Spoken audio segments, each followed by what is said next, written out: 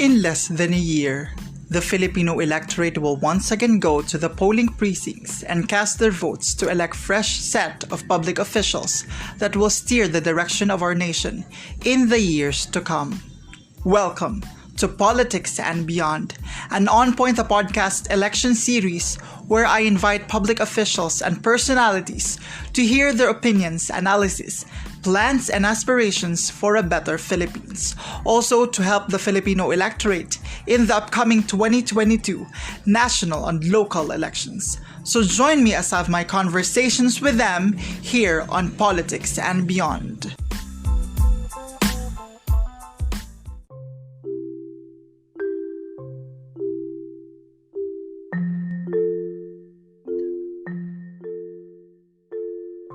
So welcome to another episode of Politics and Beyond. So as we all know, the official election campaign in the Philippines has already started last February 8th. So for this episode, I have invited someone that will help me uncover the issues of about election as we kick off our official campaign for the election 2022. She is the Executive Director of Legal Network for Truthful Elections. Everyone, please help me welcome Attorney Ona Caritos. Attorney, thank you for saying yes to this conversation and welcome to Politics and Beyond. Hi, Franz. Thank you for inviting me to your podcast, and hello to all the listeners of your podcast. Spotify and YouTube, right? Tama ba yan, Franz? Maraming salamat for squishing me in to your busy schedule. So unang-una po, before we get into the topic release, I just wanted to know the mandate or the mission of Lente. What really is it? Or pagang the origin of Lente? Yes. Lente, it stands for Legal Network for Truthful Elections. We are a legal organization. We are non-partisan, so we're not supporting any candidate or political party, and we are our presence is nationwide, and the base of our operations or the base of our movement, if we can call Lente a movement, or our law school chapters or our law student volunteers. And primarily, we do election work, but we're focused on the election laws, the COMELEC processes. So we're focused on the rule of law and compliance with our election laws in the Philippines. Pwede po namin kayong tawaging NGO or hindi naman necessarily? Yeah, we are a non-stock, non-profit NGO. So okay lang yan, friends. Okay. So, and then primarily you are I term you as election watchdog. Is that an appropriate term? Like pareha ng Yes, NAMFREL? Yes, it is. But to know once ang familiarity kasi ng mga tao, ng mga Filipino, when we talk about watchdog in the elections, is always relating to monitoring, observing, or guarding what's happening on election day. But Yes. our work in Lente, our work as an election watchdog extends beyond election day. So we do our work pre-election, election, and post-election. So hindi lang kami nagtatrabaho on the day of the elections. So we function and we do our work all throughout the election or electoral cycle. So you got everything covered. Yun. Sana, Franz, that we got everything covered, parang SM. So yun, in connection to that, since sabi ko nga nagsimula na yung official election campaign, so yun nga, maa-apply na dito yung rules, no? Doon sa when doing campaigns, when putting yung mga tarpaulins and all. What really is the rule, no, of conducting election campaign in the Philippines? Ano ba talaga yung rule? Like where do we put our posters? How does a particular parang politician should realign with the laws that are present and available when it comes to conducting a campaign? I think the most common campaign material that we are all familiar with, that all Filipinos are familiar with, is the campaign poster. O yung mga poster na nakikita natin kung saan-saan. And primarily, we have two election laws which govern the conduct of campaign in Philippine elections. One is the Omnibus Election Code, which is the Mother Election Law, if we're talking about mother of election laws, and the Fair Election Act. The Fair Election Act is the primary law which governs the conduct of the elections. And when we're talking about posters, the regulation pertains to the size. So there's a size requirement, or there's a mandatory maximum size limit for the posters which candidates, their supporters can use as campaign paraphernalia, and that size is 2x3. And these posters can only be posted or can only be installed in CPAs, or what we call common poster areas. So before the elections, COMELEC, or the Commission on Elections, will designate at least 10 CPAs or 10 common poster areas in areas where foot traffic is heavy. So ito yung mga laging puntahan ng mga tao or dinadaanan ng mga tao. So before the start of the campaign period, COMELEC will at least designate 10 CPAs where the candidates and their supporters can install their campaign posters. So yun yung primary regulations natin when we talk about the campaign poster, which is the most familiar campaign paraphernalia that we are all used to since time immemorial.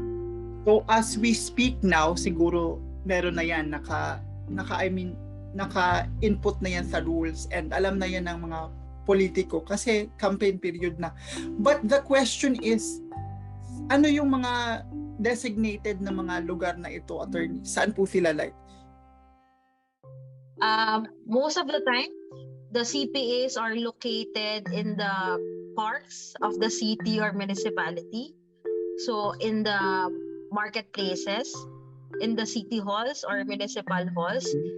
Posters or CPAs can be located along the highway because it can be considered as a nuisance or a distraction to drivers who are using the public highway. So CPAs, if we look at the Fair Election Act, there's no exclusive list of places which can be used as CPAs.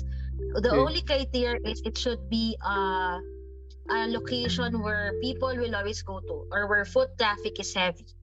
Okay. Yung mga nadadaanan at napupuntahan talaga ng mga tao. Yes. Nakuha mo, friend. And punta tayo doon sa question na paano kung may mga lumabag po, attorney?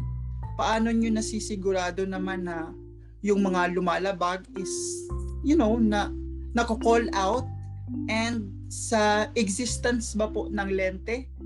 Meron na po ba tayong nasampulan na politiko or individuals na hindi sumusunod talaga sa mga regulasyon na ito? From our experience, friends, in Lente, when we complain about misplaced posters or posters which are not located in CPAs or common poster areas, in previous elections, it's easy to report to COMELEC. We can just use the hashtag sumbong ko, and COMELEC will take note of the complaint.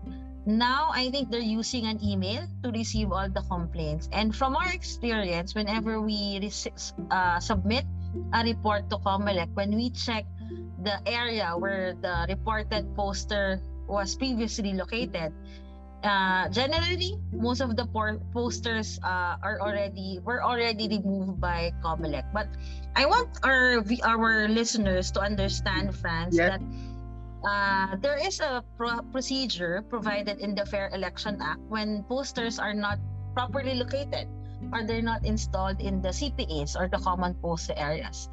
What COMELEC will do is write to the candidate or to the head of the campaign staff of the candidate. This is to afford due process to the candidate that he will be given the time to remove the illegally placed poster. So that's the general rule. COMELEC just remove posters right away.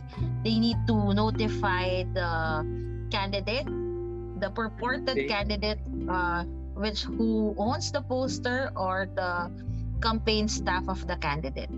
Okay. So hindi pala dire-diretsong matatanggal siya. You have to at least inform the whoever the candidate na naka-violate. Ano yan lagi naman yung tinatawag natin na due process. It's a basic legal principle that all government agencies should follow. Yung magbigay ng notice na merong violation na nangyari or na-commit yung candidate or yung supporter niya, and that candidate or the supporter of that candidate will be given the opportunity to be heard or explain his or her case, and then kung mali talaga, then tatanggalin yung poster.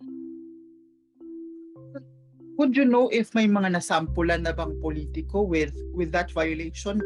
What are the penalties kaya, attorney, for those violation, or for any violation for that matter, when it comes to the conduct of campaign?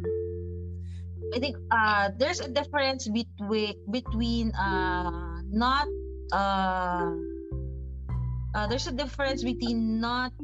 following the order of the COMELEC and committing an election offense, because a lot of people, they always believe or assume that whenever a candidate illegally places a poster outside of the common postal area, that candidate commits an election offense. Under the law, that candidate is given again the opportunity to be heard and to be able to remove the poster.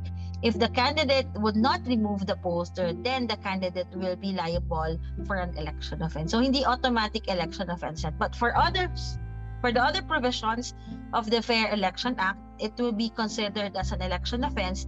And when you are charged and you become liable for an election offense, liable, ibig sabihin guilty, you will be imprisoned for 1 to 6 years, and you can't apply for probation, because it's one of the penalties when you commit and when you're found guilty of an election offense.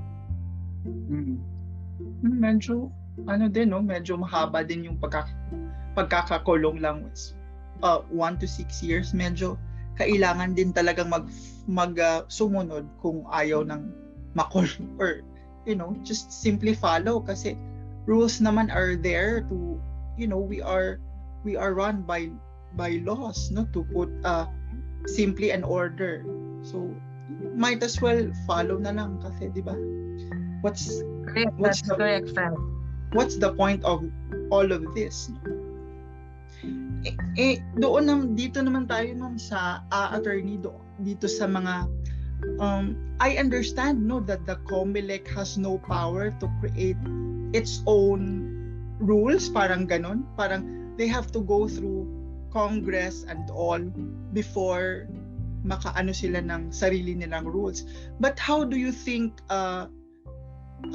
COMELEC can help, especially dito po sa tinatawag nilang yun bang electronic vote buying, ganon, parang like through GCash, ano bang where does COMELEC stand on this, and anong ginagawa ninyo bilang isang organisasyon in the side of Lente? Dahil totoo siya, attorney, it's happening, no, hindi lang sa election. Kumbaga transactions are very fast, kumbaga anonymously pa, magbibigay ka lang ng number mo, and that's it. Kumbaga we are in a modern world with the advent of technology, so we have to keep up with other ways of shall we say modes of vote buying. Ano naman yung totoo yan. I want to emphasize the point that you made in the premise of your question, kasi a lot of people, they always blame COMELEC for not regulating this or that, and I want to repeat that your main point, that COMELEC is not can make its own rules. COMELEC is just an implementing government agency. Okay.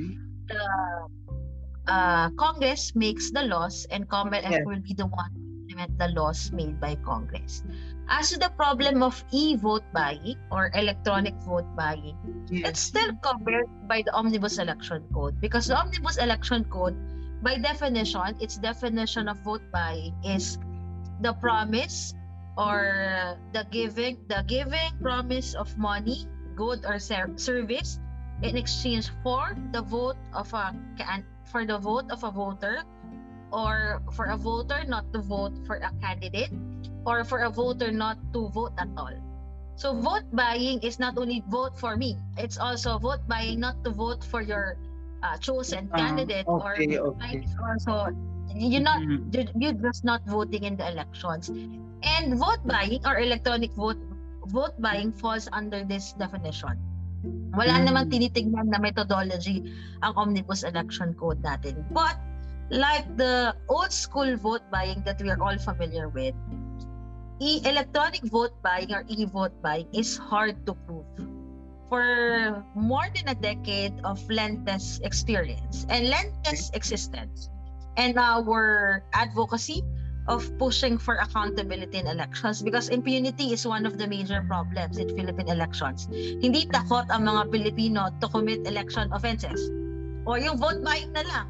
Left and right, we see vote buying happening, especially when it's nearing the day of the election.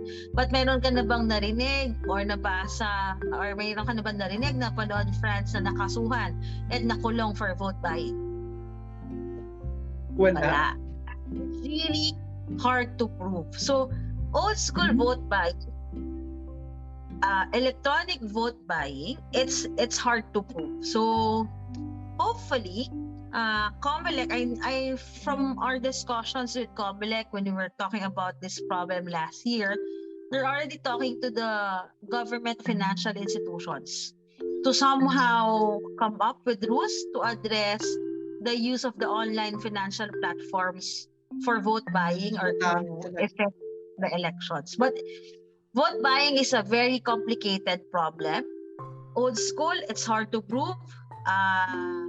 And whenever we ask people if they want us to lawyer for them or to represent them in the case, after the during the elections, we receive hundreds of reports about vote buying fronts. So we follow up on these hundreds of cases that we received or reports, but none of those 100 cases would give us or would show interest in pursuing the case. So that's another problem when we talk about vote buying. Kasi parang nagkakaso lang pero hindi tinutuloy or walang report lang.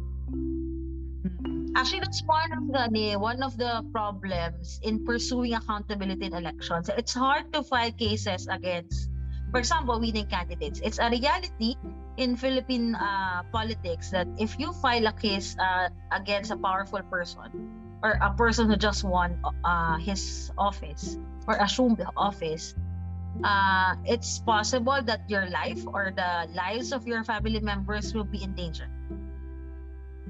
So people are afraid to pursue cases against individuals who commit election offenses. And COMELEC does not accept anonymous complaints. COMELEC will always tell us, for complaints to be accepted and investigated by its office, it has to be verified. And under the law, France, when a complaint needs to be verified, there's an individual should sign the complaint. So a person needs to come forward to say kailangan talaga may identity yung tao talaga. Yeah. And to protect the interest of that na nagre-report na tao for his or her personal protection or for family, hindi nilang tinutuloy. Ganon. So, kaagad-agad kahit na may report, hindi din nagpro-prosper kasi hindi din naman tinutuloy at all. So, ano na lang kaya yung magagawa natin, attorney, no, for kumbaga short term or just being personal with it to at least alleviate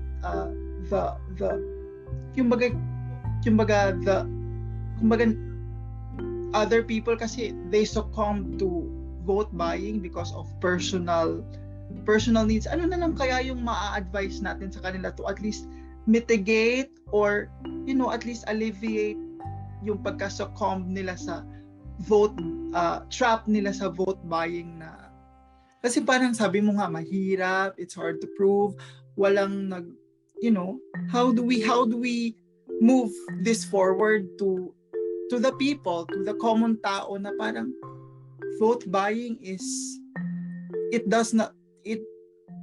walang nagagawa siyang mabuti, gano'n. I think we need to recognize that vote buying is not only an election problem. Vote buying goes beyond the elections. It goes into the poverty level, the education level, the community surrounding the individual or the community which provides a ground for vote buying. So we need to recognize that vote buying is not only an election problem. It can be better addressed by providing better economic opportunities to Filipinos. Because Filipinos, if they have sources of livelihood, they won't just look at the 500 peso, 100 peso given to them at election day end. They will just look at it and not consider it because they have the means. Because when people accept money, yung 1,000 francs, kasi wala silang pera eh. But when we improve the economic status of Filipinos, especially those who are at the below poverty level, then we improve our chances of fighting against vote buying. So, kumbaga end result na lang yung vote buying because there are no proper opportunities, walang proper education kung ano bang maidudu. Okay, so you look at it as parang symptoms na lang siya sa bigger pang problem. Okay, we're still trying to address vote buying because it is a problem in elections. And one of our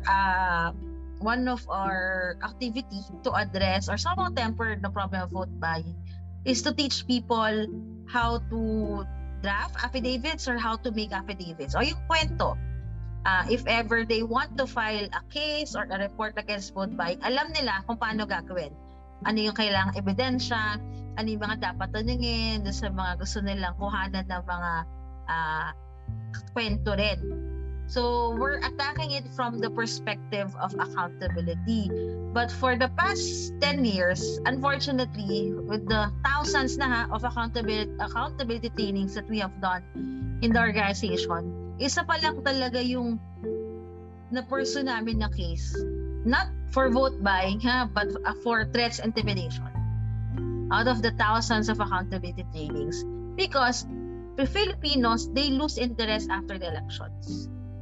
They will complain, they will file reports, but when you follow up with them, just like what I mentioned earlier, ayaw na nila mag-file ng cases because they will go back to their lives before the election. Normal, back to regular programming, tapos na. Parang ito na yung reality. So, ganon. So, maiba naman tayo, attorney. You make mention that Lente, aside sa, kumbaga, madami pa yung mission yung Lente. And aside doon, I run through with your parang mission or mga vision ng Lente. I've seen there parang you also do or you also lobby yung mga election laws para mapabuti or mas yung participation ng vulnerable sectors. By mean vulnerable sectors, I'm particularly pertaining to PWDs and isama din natin yung senior citizen para at least mas maisali pa sila sa participation ng election. So, tanong ko lang, ano na ba yung mga laws na kumbaga na lobby ng Lente or in existing na mga laws? Ano na yung mga existing na laws or mga nalabi na ng Lente para mas ma-upgrade or mas ma-up volume pa natin yung participation para sa mga vulnerable sectors, particularly sa PWDs and senior citizens? Siguro, I want to start with indigenous people. yung mga katutubo natin. In 2016, with the help of our partners in Mindoro, in the two Mindoros, Oriental and Occidental, we were able to pilot together with COMELEC and the Commission on Human Rights, accessible voting center at separate polling place. Ano ba yung AVC and SPP? Basically, the purpose of the AVC and SPP is to ensure that the vote of the minority or yung boto ng mga katutubo o ng mga mangyan ay boto na hindi sila tinakot, hindi sila hinakot, or hindi sila na-discriminate. Because when IPs exercise their right to vote, because of their location of their community, which is far from the location of the voting center where they will vote, they need to walk for 2, 3, 4 hours. So they need to walk long hours for them to be able to exercise their right to vote. Yes. And during this long walk, ito yung pinaka-prone sila sa hakot, pinaka-prone sila sa threats, intimidation, harassment. So it affects their right to vote freely or bumoto nung ayon sa gusto nila. So in 2016, we were able to pilot accessible voting center and separate polling place. So in some places, in Mindoro, hindi na kailangan maglakad ng malayo ang mga katutubo because the voting center is located in their community. So don't need to walk for hours. And if location is not a problem in some of the IP areas, then they can make use of the separate polling place, which is an exclusive polling place for IPs o yung mga katutubo. This is to prevent harassment, discrimination, or yung basically nahihiya sila when they are in line together with other voters that are not part of their community, which are not part of their community. So we did that 2016. 2018, together with I think a number of PWD and older person organizations in the country, we were able to push for the creation of the vulnerable sector office in the COMELEC 2019 December, or COMELEC VSO. This COMELEC VSO is now an office dedicated exclusively to catering and focusing on the needs of the different vulnerable sectors when it comes to the exercise of their right to political participation.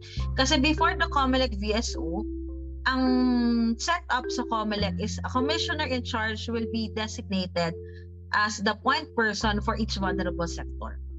And for the benefit of our listeners, all commissioners appointed in government agencies, kahit hindi COMELEC, they have a fixed term. So in COMELEC, they have a term of 7 years. So after a commissioner is done with his or her 7 years of service, then he or she will retire. So if this commissioner is in charge, for example, for PWD and other person concerns, we're not sure if the programs that this commissioner implemented for the PWD and older persons would be continued by the next commissioner in charge. Okay. So what was sustainability? That's why that the COMELEC VSO was formed for sustainability and to ensure that there's continuity in the vulnerable sector work of the Commission on Elections. Okay. So yun. Maganda din, no? Kasi at least tama yung sinabi mo, attorney, kasi hindi naman tayo sure kung yung commissioner na assigned doon yung susunod pala sa kanya is hindi tayo sure if ipagpapatuloy ba nung Commissioner B yung nasimula ni Commissioner A. So at least meron palang yung VCO na parang tinatag yung COMELEC, and that's good to hear, no? Kasi I did ask that because I personally is part of the PWD community in our town here in Cebu, and I just want to know, no, kung ano na ba talaga or gaano na kalayo, kasi kahit na we are parang marginalized in some way, pero our numbers kasi are big then, that big in a sense that it can really change, no? It can really be a game changer sa elections. So maganda din yung na-share. And for the next question, I also run through your profile kagabi sa Lente. You do voters education, right? So tanong ko lang po, in your existence sa Lente, or for how many years. I just want to ask if ano ba talaga dapat yung elements na kasama pag ang isang organisasyon o ang isang institusyon ay magkakandak ng voters education. I mean, gusto ko lang tanungin na parang kasi parang yung iba when we joined nung mga voters education, parang saan ba dapat magsimula? Like sa pangalan ng kandidato lang ba o sa mga nagawa ng kandidato? Or shall we go deeper pa doon sa mga track record lang niya? Parang I just wanna know kung ano ba talaga dapat yung mga elemento na kasali ng voters education and for it to be effective. Yun. So I just wanna ask. I think for non-partisan organizations or organizations like us na walang sinusuportahan na kandidato or political party, most of the voters education that non-partisan orgs do relates to the values to look out for in candidates or the right candidate to vote for. So pupunta siya dun sa sino dapat iboto, but because it's a non-partisan work, syempre walang sasabihin na pangalan. What we've advocated in Lente for a number of years already. Yes, there is a purpose in conducting a voters education focusing on the values to look out for in candidates, but we've been doing public education on the value of also looking at the elections not only as a voter but probably, if we can look at it, potentially as a candidate ourselves. Because if you take a look at Philippine elections, a lot of groups have been doing voters education work since 1987, since we regained our freedom after EDSA 1. And if you ask your neighbor, your tito, your tita, France, what has changed since 1987? Probably they would answer you that not a lot has changed since 1987. And if voters education focusing on the values to look out for or which right candidates to vote for is the right track that we should go into. Actually, milyon na siguro yung voters education na nagawa since 1987. Bakit wala pa rin nababago sa Pilipinas? Diba? So, because we always take a look at our elections from the perspective of voter. But if we take a look at elections in the Philippines, one of the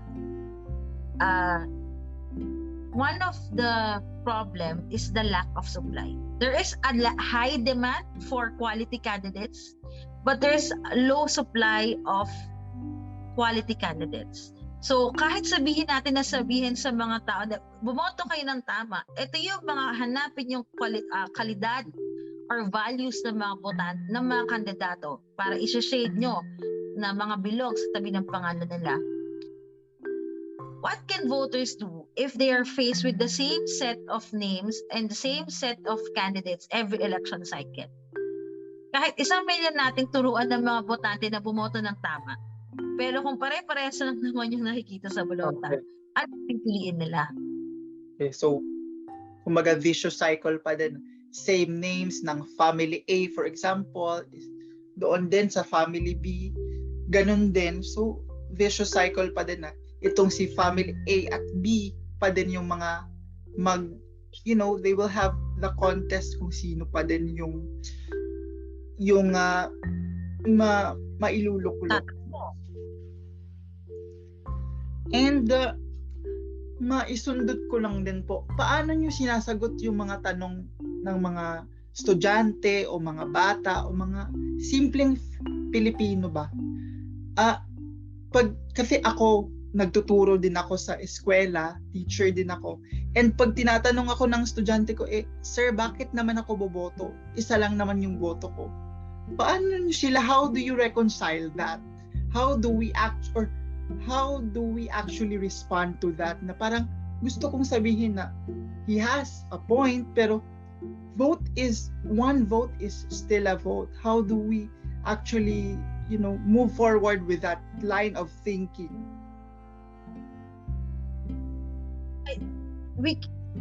there's always a value to a vote. Hindi naman pwedeng sabihin na walang kwenta yung boto because it's just one. It would not affect 99% of election results because we're always told na your vote can affect the elections. But if you take a look at the results of Philippine elections, hindi naman lalagpas sa 5 or 10 yung cases decided or election results decided by 1 vote or 2 votes. So, but voting is still important because it's part of political participation. But we also need to convince, especially the young people, to take a deeper look at how they engage in, how they exercise their right to political participation. Because voting is just one aspect of political participation. Another aspect of political participation is running in the elections. And that's the aspect that 90 or 95% of Filipinos don't consider. So I think that's one of the problems in Philippine elections. And when you are asked, Franz, by your students, paano po ako tatakbo? Wala naman akong pera, Sir Franz. Wala naman akong kamag-anak. Or hindi naman kaya yung pamilya na yan kasi mas maraming pera. Ganun. Don't start at the high level right away. We can always start at the SK, especially for your students. Please advise your students to take a second look at the SK or Sangguniang Kabataan. Dahan-dahan. A lot of Filipinos still have that perspective na yung SK is that is a breeding ground for traditional politicians. Or dyan yung nagsisimula yung anak ni Kapitan, anak ni Mayor. But not a lot of Filipinos and young Filipinos especially know that the SK is the only law in the Philippines which has an anti-dynasty provision. Now, relatives of those who are elected in office, kahit kapitan, anak ka ni kapitan or anak ka ng presidente, from the national, the highest position, down to the lowest position in the barangay level, you can't run if you are related to any of those elected positions. So now, those without any connection to those elected individuals or walang pera, they can start in the SK. Kumbaga, level na yung playing field. Kumbaga, yun yung gusto mong SK, in the SK. So that's the dream for those who are engaged in the SK now to continue their journey as young politicians and for their journey not to stop at the SK level, because what we've realized, because we're working on SK project, France, in Lente. What we've realized in Lente is that yung mga nag-engage in the SK, they stop after they're done with SK. They don't run for higher office. So merong lack of support system to those who were trained in the SK. So we need to bridge that gap between the SK and the LGUs so that we will have new names in the ballots 10, 15 years from now. So that's the dream. Start at the SK and hopefully those who are trained in the SK, sila na yung tatakbo in the higher position. Yes, that's the dream, and hopefully madami tayong mo-convince to join us in that dream and that mission. Kasi madami naman sigurong potential yung mga, lalo na yung kabataang Pilipino, dahil youth gives you the energy, number one, the idealism, and just the passion. I mean, hindi ko naman sinasabi na na yung mga matagal na, kasi we still need their expertise, pero iba talaga pag bago naman, pag bata, the energy is just very overwhelming, the passion and the idealism. So yan, napakaganda nung inyong project na yun, at tama, sana mas madami tayong mahikayat na kabataan na sumama sa atin sa project na ito. Bilang pagtatapos, I just want to close this conversation by asking you an on-point question. So, to end this conversation, I just want to ask you na papalapit na yung eleksyon, 80 plus days na lang po, attorney.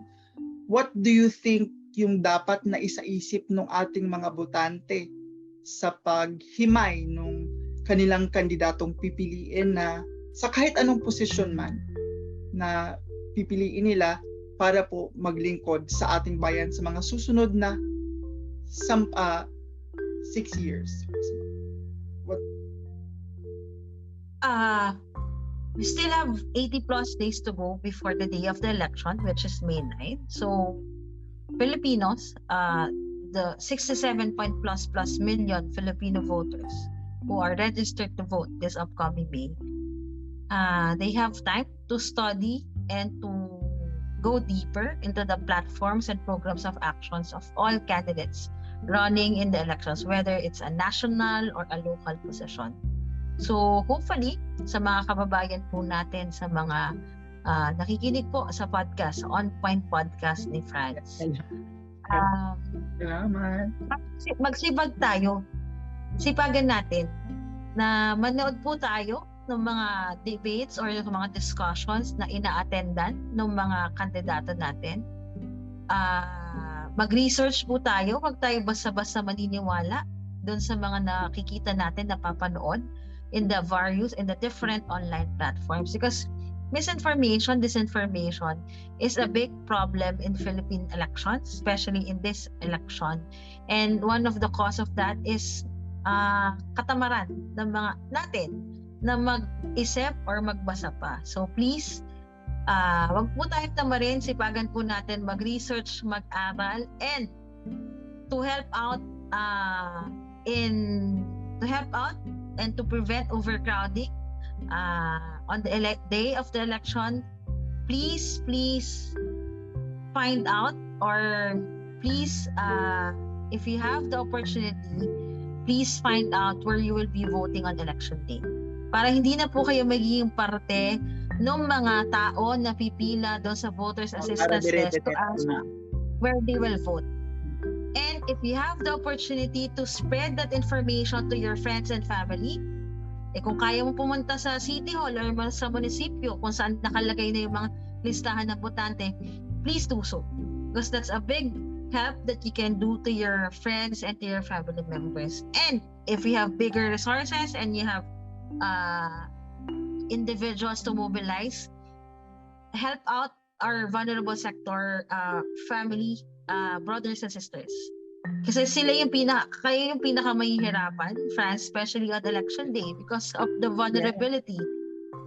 So please help out, and to ensure that the PWD voters and older person voters are not exposed that long to other voters in the voting centers, they need to know where they will vote on election day. So to our listeners of this podcast, On Point Podcast, kung pwede naman kayong makatulong sa mga kapitbahay nyo, tumulong kayo and focus on the vulnerable sectors, because compared to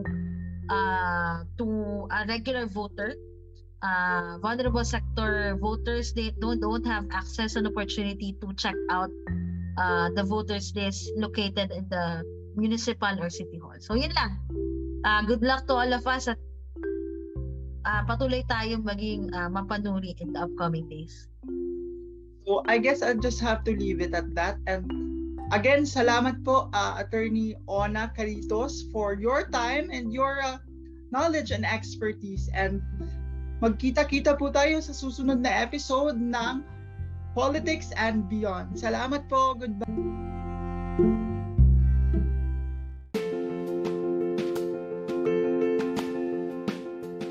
And that's it for this week's episode of Politics and Beyond.